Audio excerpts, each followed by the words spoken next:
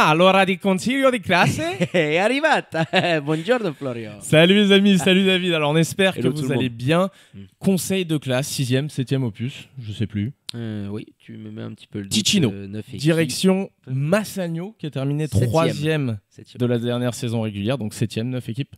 Ouais, le calcul est bon. il me Les semble. calculés, bon, il a mis un petit peu Troisième de temps, mais la il a dernière arrivé. saison régulière, un début de saison fantastique. Il démarre par un 8-0, je crois. Il y avait eu Ouais. d'ailleurs, là, ils les avaient gagnés, Swiss Basket. Ils avaient fait une affiche, tu sais, quand ils étaient à 8-0, invincibles. À 7-0, je crois. Et ils en Peut-être. reprennent un et derrière, pas Et derrière, ils se font gagner.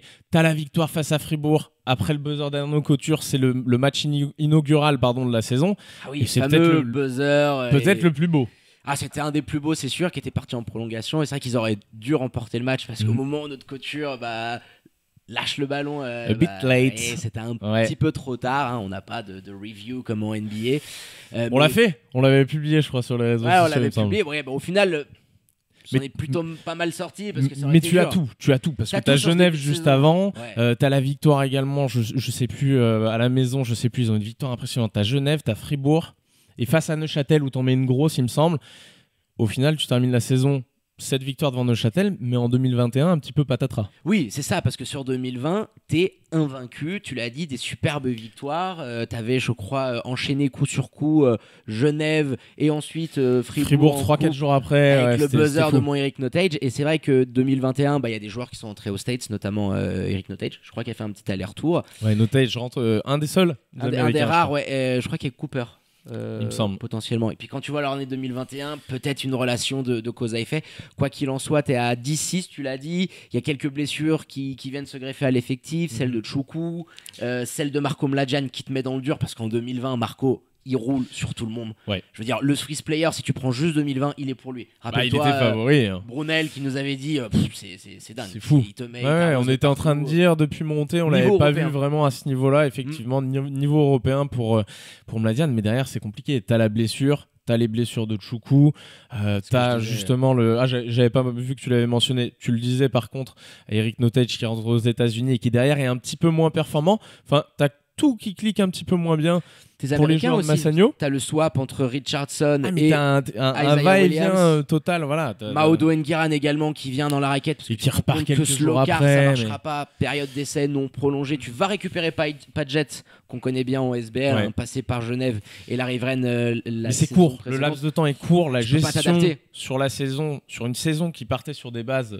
Fantastiques. historiques. Hein. Massagno, ils ont pas de titre, quoi. Je veux dire, aujourd'hui, tu pars sur un 8-0, tu te dis, bon, bah celle-ci, c'est peut-être la nôtre. Et puis, petit à petit, je le disais, patatras, 2021, tous ces problèmes-là.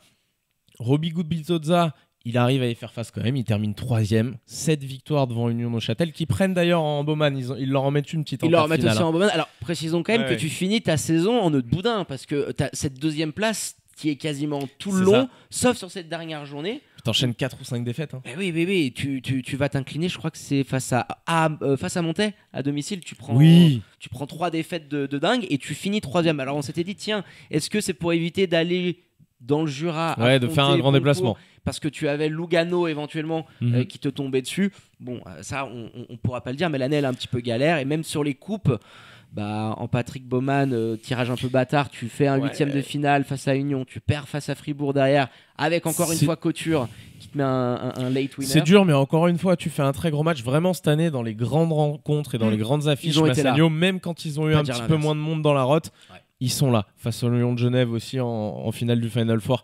C'était un petit peu compliqué sur la fin, mais ils les tiennent, tu vois. Ah Tu te jusqu'au dis, début du 4e carton, et tu te dis il peut y avoir match. Face à Fribourg, le Game 2, le Game 1, je me rappelle C'est plus. le à Game Fribourg. 2 qui est C'est- ultra C'est serré. le Game 2, voilà, jusqu'à 1 minute 30 de la fin et les 4-5 pertes de balles, je crois, d'Eric Notage à ce moment-là. à domicile, Mais font t'es très très mal. T'es Non, très mais très bien, quoi. C'est sûr que t'es pas passé loin. Ça, je pense que c'est une saison où sportivement il y a eu vraiment une progression dans tout ce que t'as pu faire. Donc il t'a pas manqué grand chose. Mais Peut-être un peu plus de top. mais On c'est en vrai a que que la deux. trajectoire est un petit peu comme ça et comme pas mal de joueurs. Ouais, on pourra en parler un tous petit peu après. individuellement et collectivement aussi. Parmi tout ça, des tops et des flops. On attaque par les tops, comme toujours. Qui tu nous as mis, toi? Alors j'ai pas mal réfléchi, on pourrait mettre les joueurs, les frères Mladjan, etc. Moi j'ai voulu avoir un top un peu général et c'est la progression de cette équipe-là en Mhm. un an. Alors, tu sortais d'une année Covid, et ce qui est assez bizarre, c'est que l'année Covid a interrompu 2020. Mais si tu prends la fin de la saison d'avant et le début de saison de cette année, t'es invaincu en 2020. C'est assez dingue. T'as pas perdu un match sur cette année civile-là. Et tout ce qu'on a pu voir, alors il y a eu de la stabilité, t'as gardé tes frères Mladjan, il y a eu des bonnes petites pioches. J'ai vraiment apprécié parce qu'en début de saison, on était très hypé par ce qu'ils pouvaient proposer. Claire. Il y a eu des progrès, même défensivement parlant, et on se le disait, mettre défense et Massagno dans la même phrase, on y aurait pas C'était cru. difficile. C'était difficile.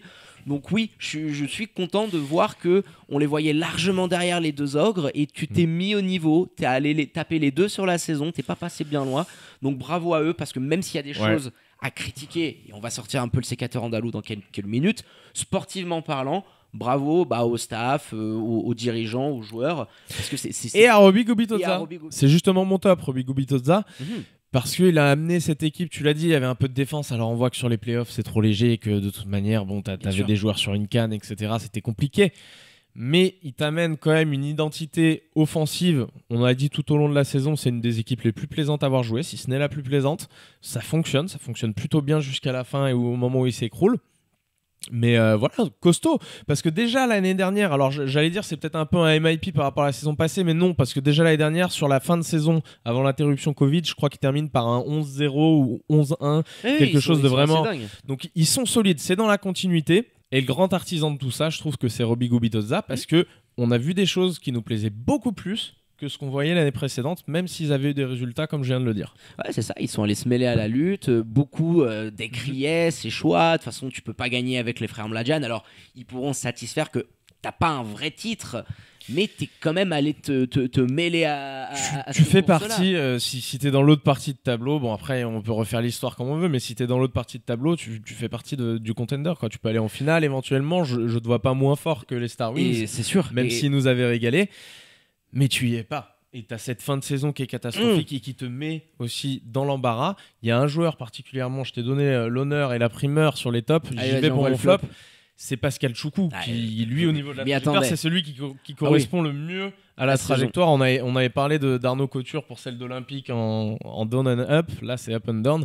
Et Pascal Choukou, il n'y est pas sur la deuxième partie de saison. T'as blessure un petit peu, méforme, des nouveaux joueurs qui arrivent dans la balance aussi, je pense, un petit peu. Mais trop dur. Quand tu pars aussi fort, on l'avait mis en favori, grandissime favori pour le Deep Boy, quand tu pars de si grand, et en plus quand tu as un profil qui colle autant à ce que veut faire Massagno, c'est-à-dire il faut défendre pour plusieurs personnes, donc t'avais Notage et t'avais lui en intimidateur dans la raquette, tu pars de ça et ensuite t'as plus rien, quoi. Il intimide plus grand monde en deuxième partie de saison. Oui, parce que je pense aussi les défenses ont commencé à s'adapter, et oui, physiquement il a un petit peu chuté, alors il est forcément très très grand, 2m18, mais...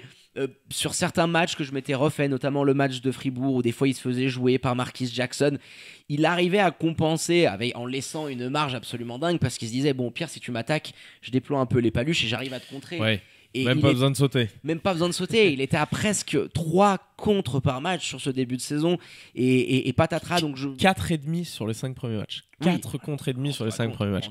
Dans la série de Massagno du début de saison, et c'est pour ça que je le mets en flop, c'est surtout cette trajectoire-là. Allez, à toi les honneurs maintenant. Écoute, ça ressemble un petit peu à mon top parce que j'ai voulu rester d'un point de vue collectif où je trouve qu'il y a eu énormément de progression dans cette équipe. C'était mon top. Mon flop, c'est que Spinelli et Massagno, sur cet exercice-là, ils sont champions suisses all-time des fautes techniques accumulées sur une saison. Et c'est ce qui, pour moi, leur a coûté des trophées. Alors on va dire le cliché, oui, il y a beaucoup de Tessinois et ça la parlotte et tout.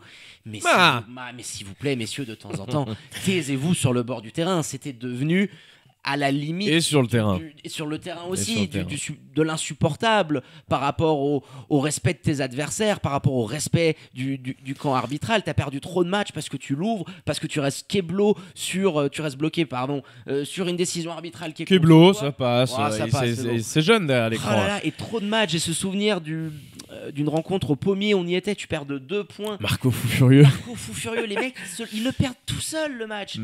Et ouais, c'était too much parce que cette année, t'as, je crois, 2 fois plus de technique que la deuxième équipe. Tu as l'élément physique et bien sûr, tu as ça. Et tout au long de l'année, c'est revenu et on l'a dit, il y avait eu à l'origine ces incidents avec Monsieur Baletta, avec l'arbitre, avec toute l'affaire qui s'en est suivie et d'ailleurs dont on vous tiendra au courant dans les prochaines semaines. Ah oui. Mais globalement, sur le terrain, ouais, tu perds tes nerfs et parfois, je dirais, il y a des matchs où ils ont été bien arbitrés, et par exemple, je crois que c'est face à Genève d'ailleurs, ils arrivent dans le match. Oui, il y a des calls par la suite qui sont un petit peu où tu te dis, bon, c'est un peu bizarre. Mais en tout premier lieu, Marco Mladen, il s'énerve au bout de 3 minutes, je crois, il est calmé par Eric Notage. Comme si, il allait mourir, quoi, si on lui sifflait pas la faute. Pas à se plaindre sur et ce match-là. cette attitude-là, elle a créé aussi, vis-à-vis des arbitres, je pense, un ressenti à se dire, putain, mais les mecs sont complètement secoués, et ils ont été dans l'excès parfois, les arbitres, et on l'a dit aussi, parce que c'était une réaction à des attitudes que moi, personnellement, en tout cas, j'avais rarement vu. C'est dommage, parce que c'est des joueurs magnifiques en plus qui le faisaient. C'est ça le pire. Et puis, ce qui peut aussi être critiquable, c'est que Robbie Gubitoza, il en a pris un paquet. Tu vois, tu peux espérer du coach qui puisse amener un petit peu plus de calme en aux plus, joueurs. au téléphone, il m'avait dit Marco est trop nerveux et tout. Je lui ai dit Robbie, calme-toi, Robbie, parce que quand il faut, t'as envoyé aussi. Furieux, il a envoyé. Et quand tu vois le coach, ça crée et ça alimente ce climat, tu vois, que tu viens de mentionner. Et je pense que c'était un tout. Tu as évoqué cet incident avec Baleta, enfin les insultes que tu peux entendre parce que le match était à huis clos en plus, d'une personne qui est connue dans le monde du Swiss Basket. T'entends, tu dis, wow, les gars, on peut pas remettre en péril la figure de l'arbitre, surtout dans le basket, parce qu'elle est ultra importante, en balançant des insultes qui étaient très graves. Surtout dans un championnat où les ressources humaines en termes d'arbitre sont assez faibles par rapport aux besoins que tu aurais. Au bout d'un moment, les arbitres, ils se disent, bon, si c'est pour que toute ma famille et ma descendance se fassent insulter pendant 40 minutes, me taper un déplacement dans le Tessin, bon bah non, merci. Compliqué. Donc oui, on a bien fait de s'élargir là-dessus, d'avoir un petit point de débat, parce qu'on espère qu'ils vont pouvoir progresser. C'était un petit point de débat. On a fait les tops et les flops. Là, c'était un petit point de débat qu'on voulait vous faire. Vous savez qu'il y en a toujours deux. On termine. Est-ce que Massagno va pouvoir, avec ce qui se passe aujourd'hui, on l'a dit, Genève, c'est un petit peu descendu d'un cran par rapport aux internationaux suisses à disposition. Le mercato n'est pas fini. Mais Massagno, en faisant un gros coup, on a dit que Roberto Kovac avait discuté avec le club et qu'il considérait, si jamais il n'avait pas d'option à l'étranger, Massagno jouait à la maison comme une très très belle opportunité. Si tu fais ça, tes problèmes de rotation un petit peu et d'expérience dans les grands moments, parce que les mecs sont en sur-régime parce qu'ils jouent trop longtemps, parce que c'est des joueurs d'expérience qui déconnent un peu, les frères Mladian notamment, mais si tu leur amènes un autre fou furieux à côté, voilà, ça peut déjà un peu niveler le nombre de minutes que vont jouer ces gars-là, et on connaît l'efficience de ces joueurs. Roberto Kovac cette année avec les Lions, c'est pas non plus énorme de minutes, mais par contre quand il est sur le terrain, ça encore dans le même style. J'aimerais tellement voir ce move arriver. Déjà pour garder Kovac à la maison de manière un petit peu égoïste, même si on lui souhaite d'aller à l'étranger parce que c'est toujours un signe de progression et ça bénéficiera à l'équipe nationale. Mais oui, Massagno, t'as eu Nikolic, Isaiah Williams quand même est resté, et je trouve que cet Américain-là, dans ce qu'il peut t'amener dans la caution défensive, c'est assez gros. C'était très important. C'est très important. Donc oui, attention à ce que tu peux faire, parce que le niveau, je pense, derrière Fribourg, Neuchâtel, ça va être moins costaud, je pense. Genève, je trouve ça va être très dur d'être aussi performant que l'année dernière. Donc oui, à toi. T'as vraiment l'opportunité qu'ils avaient manqué un petit peu en galvaudant cette fin de saison, de dire à tout le monde, ok, les number 2 ou les number 1, les principaux contenders de Fribourg Olympique ou de Genève, parce qu'en fonction des saisons, même si sur le papier Fribourg est beaucoup plus costaud, Genève sera ça toujours peut s'alterner un petit peu. Mais voilà, en objectif, à mon avis, si tu arrives à recruter un joueur comme ça, si c'est possible financièrement et avec les progrès affichés par ton équipe et ton coach sur les dernières années, d'aller chercher un titre, quoi, qui leur manque tellement aux Tessinois. Et qui leur ferait tellement bien. Je me dis, mais oui. T'as tellement de clubs qui ont coulé financièrement parlant. Lugano, c'est plus que c'était il y a 10 ans quand ils jouaient les titres sous l'air Rondou avec tous les joueurs fantastiques. Ça ferait du bien déjà au basket suisse. Voilà. Et au basket de garder un Roberto Kovac au basketball tessinois, ça permettrait à tout le monde d'avancer. On va suivre un petit peu les Tessinois, les pas Tessinois, on va suivre tout le monde du côté des Jeux Olympiques qui ont démarré. Encourager et donner de la force aux troupes suisses. On interagira bien sûr sur nos réseaux sociaux pour vous parler un peu de tout ça, des médailles. Il y en a beaucoup qui nous suivent.